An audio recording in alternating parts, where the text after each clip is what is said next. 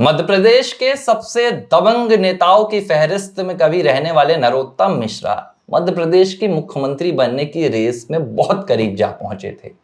साल 2022-23 में जब मध्य प्रदेश में विधानसभा चुनाव हुए तो शिवराज सिंह चौहान से कहा गया कि आप दिल्ली जाएंगे और मध्य प्रदेश में भाजपा एक नए मुख्यमंत्री की तलाश करेगी। तब कई दिग्गज नेताओं के नाम चल रहे थे। उन दिग्गज नेताओं की फहरिस्त में एक नाम था दतिया से विधायक नरोत्तम मिश्रा का, जो शिवराज सिंह चौहान की सरकार में गृह मंत्री रहते हुए इतनी सुर्खियों में छा चुके थे कि दिल्ली तक उनकी चर्चाएं होती थी। मध्य प्रदेश की कोई घटना हो या दिल्ली की घटना हो, नरोत्तम मिश्रा जाबाजी से सामने आते थे और हर मसले पर खुलकर बोलते थे।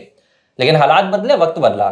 2023 में भारतीय जनता पार्टी की जोरदार तरीके से सरकार में वापसी तो हुई, लेकिन नरोत्तम मिश्रा दतिया से अपनी सीट नहीं बचा सके और इसे एक लिहाज से राजनीतिक घरानों में देखा गया कि एक बहुत बड़े राजनीतिक विरासत का यहां पर पतन हुआ।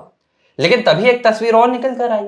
हार के बाद उसी दतिया में नरोत्तम मिश्रा नजर आते हैं। लाओ लश्कर काफिला, गाड़ियों की फहरिस्त लंबी, और नरोत्तम मिश्रा आकर एक शेर कहते हैं कि आज उसकी जीत से ज्यादा मेरी हार के चर्चे हैं। और उन्होंने एक संदेश दे दिया था कि नरोत्तम मिश्रा को यह हार डिगा नहीं पाएगी और उनके वो जो दबंग रवैया है उसे बदल नहीं पाएगी।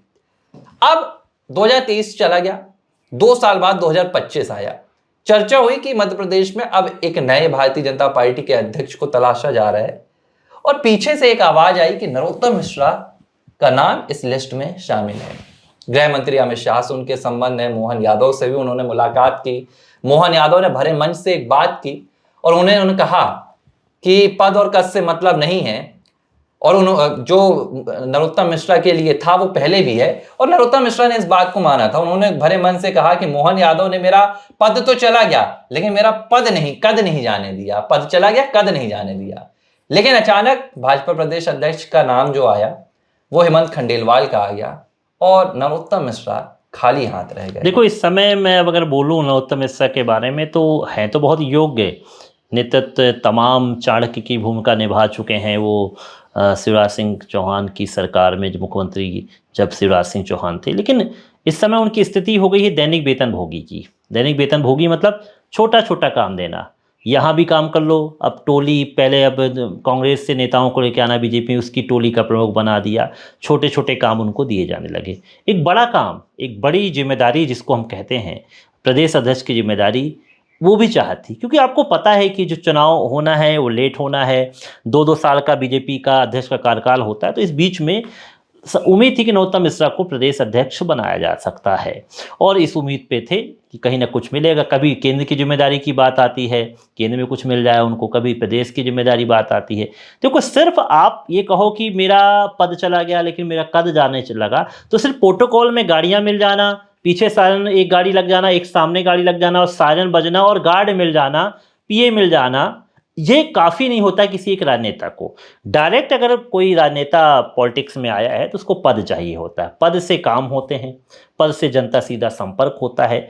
आज ठीक है, जनता से वो काम करा सकते हैं फ़ोन करके, लेकिन डायरेक्टली जो पावर होता है, जो लाओ लश्कर होता है, वो उनको नहीं मिल पा रहा। तो उन्हें लगा कि संगठन की जिम्मेदारी मिल जाएगी। लेकिन जब हेमंत खंडेलवाल को प्रदेश अध्यक्ष बना दिया गया तो उस दौर पे वो भी वहाँ पहुँचे थे कार्यालय में, जब उनका चुनाव प्रक्रिया चली तो पहुँचे थे, लेकिन बड़े बुझे मन से, बड़े शांत स्वभाव, मुँह वो दबंग चेहरा नजर नहीं आया, झुका हुआ, एक हताशा के भाव मुझे उस फेस पे नजर आए। क्योंकि एक व्यक्ति को उम्मीद होती है कि हम ऐसा, हमें अगर हो जाएगा तो हमारी व्यवस्था हो जाएगी, हम काम करते रहेंगे, लेकिन वो भी नसीब नहीं हुआ। तो मुझे लगा कि कहीं ना कहीं नरोत्तम मिश्रा के साथ राजनीति हो गई। देखो, जब नरोत्तम मिश्रा जिस कद से और बढ़ रहे थे, नरोत्तम मिश्रा के सीधे सीधे संपर्क अमित शाह जैसे दबंग नेताओं से थे। प्रधानमंत्री उनको बाय फेस नहीं बाय नेम जानते हैं। वो तमाम चीज़ें एक लगता है व्यक्ति को कि कुछ हो, लेकिन जैसे जैसे उनको गर्त में भेजने की कोशिश की गई, तो ये राजनीति तो शिवराज सिंह चौहान की सरकार के समय ही शुरू हो गई थी कि उनको किनारे कर दिया जाए, और बहुत लंबे समय से राजनीति चल रही थी। मेरा तो वही सवाल है कि हाशिए पर जा क्यों रहे हैं नरोत्तम मिश्रा जैसा दबंग चेहरा। देखो, और हमने देखा है कि जब 2022 चल रहा था तो बड़ा करीब जा पहुंचे थे वो मुख्यमंत्री की कुर्सी पर, और नजरें जो थी उनकी केंद्र पर भी थी। इस पे भी कोई दो राय नहीं कि प्रदेश से ज्यादा केंद्र की राजनीति पर भी ध्यान देने लगे थे। देखो यार, अपन पॉलिटिक्स में काम कर रहे हैं। पॉलिटिक्स में जनप्रतिनिधि का मतलब आप समझते हो, या तो आप एमएलए बन जाओ या फिर एमपी बन जाओ। आप एमएलए एमपी हो तो आपकी कदर है, फिर एमएलए एमपी से ऊपर जाओ तो आप एमपी हो तो आप केंद्रीय मंत्री बन जाओ, एमएलए तो आप मंत्री बन जाओ, मुख्यमंत्री बन जाओ। अगर इन तमाम चीज़ों की प्राप्ति नहीं हो पाती तो आपका कद वैसे ही घट जाता है। सीधी सी बात है, किसी को कोई पूछने वाला नहीं है। देखिए, प्रदेश अध्यक्ष अभी बीडी शर्मा थे, अब आप उसके बंगले के सामने जाके देखो कितनी भीड़ लगी है, और हेमंत खंडेलवाल के सामने देखो। दो चीज़ों को आप समझो।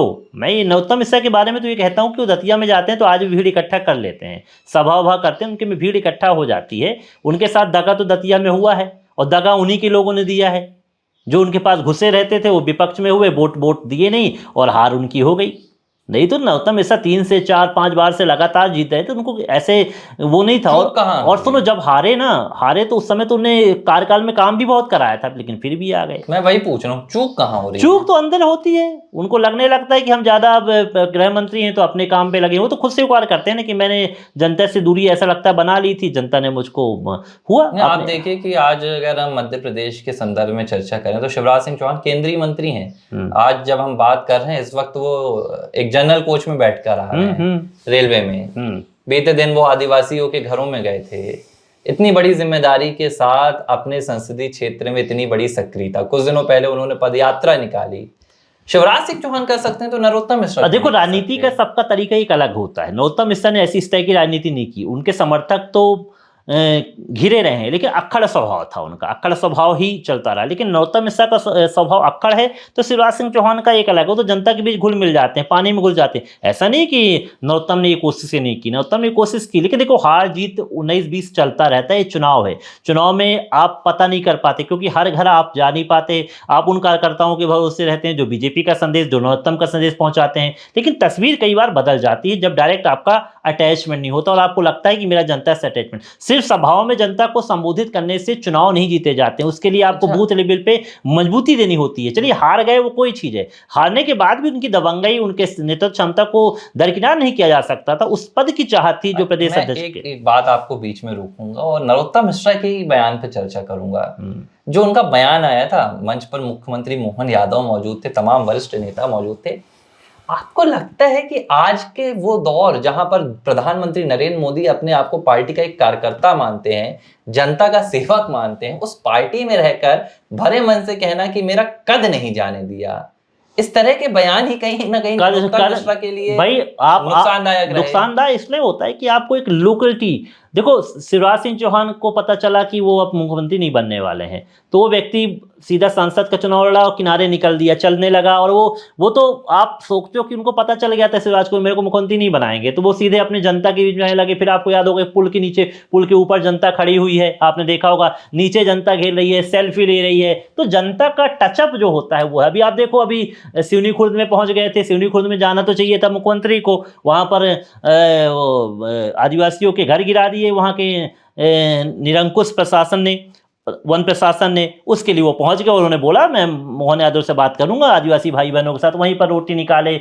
वहीं रोटी खा रहे हैं आदिवासियों के साथ। तो ये अटैचमेंट होता है। उनकी विधानसभा तो नहीं, लोकसभा क्षेत्र में वो सिवनी खुर्द गांव आता है, पहुंच गए। इस तरह का अटैचमेंट होना चाहिए। जो राष्ट्रीय स्वयंसेवक संघ और भारतीय जनता पार्टी के विचारधारा है, वो अपने पद और कद को नहीं देखती है। जब आप अपने पद और अपने कद की परवाह करने लगते हैं तो तब आपको भारतीय जनता पार्टी कहीं ना कहीं हाशिए पर रखना शुरू कर देती है। और मुझे लगता है कि जिस लिहाज से नरोत्तम मिश्रा अपनी जिम्मेदारियों को शायद कहीं ना कहीं भूल से रहे थे कि उनका जो कार्य है वो जनता की सेवा करना है, ना कि अपने कद और पद और मान प्रतिष्ठा को बनाकर रखना है। तो शायद मुझे लगता है थोड़ा सा जो उनका बड़बोला अंदाज था राजनीति में उनके लिए नुकसानदायक साबित हुआ। और कद की परवाह करते करते नरोत्तम मिश्रा मुझे लगता है कि धीरे धीरे अब अपने राजनीतिक हाशिए पर भी जा रहे हैं। देखो, मास लीडर की पहचान यही होती है कि जनता से सीधा संपर्क करे, इसलिए हम शिवराज सिंह चौहान को मास लीडर की भूमिका में देखते हैं। वो अपनी तरफ से जनता को आकर्षित करते हैं, उनका स्वभाव आकर्षित करता है। तो नरोत्तम मिश्रा को किसी स्वभाव को अपनाना पड़ेगा। नरोत्तम मिश्रा को ये समझना होगा कि जहाँ से हम आते हैं, जिस विधानसभा से हम आते हैं, वहाँ हम जीत तय करेंगे, तभी हम विधानसभा पहुँचेंगे। जब विधानसभा, देखिए, जनता का नेतृत्व आपको करना होगा, ठीक है। आप विपक्ष में रह के ज़्यादा राजनीति कर नहीं सकते, इस लिहाज से उनको काम करना होगा। मुझे लगता है कि ऐसा अगर वो करेंगे तस्वीर उनकी साफ हो जाएगी। दबंगई बहुत अच्छी चीज है, लेकिन इस दबंगई का जो इस्तेमाल है वो जनता की भलाई के लिए किया जाए, जनता की सेवा के लिए किया जाए, तो मुझे लगता है वो सार्थक होती है। नहीं तो नरोत्तम मिश्रा इसके बहुत बड़े उदाहरण भी बन सकते हैं कि अपने कदों पद की परवाह अगर आप करेंगे तो शायद खाली हाथ रह नहीं, जाएंगे। खाली हाथ तो आगे हो नहीं रहेंगे, लेकिन जिस तरह से वर्तमान स्थिति है अभी तस्वीर ठीक उनकी नजर नहीं आ रही राजनीति में हाँ, फिलहाल। फिर देखना पड़ेगा कि भविष्य में क्या सुधार आता है। हो सकता है नरोत्तम मिश्रा फिर से बाजी भी मारे, लेकिन फिलहाल तो बहुत कुछ नजर नहीं आ रहा है। एबीसी हिंदी न्यूज, आज ही जुड़िए हर खबर के साथ।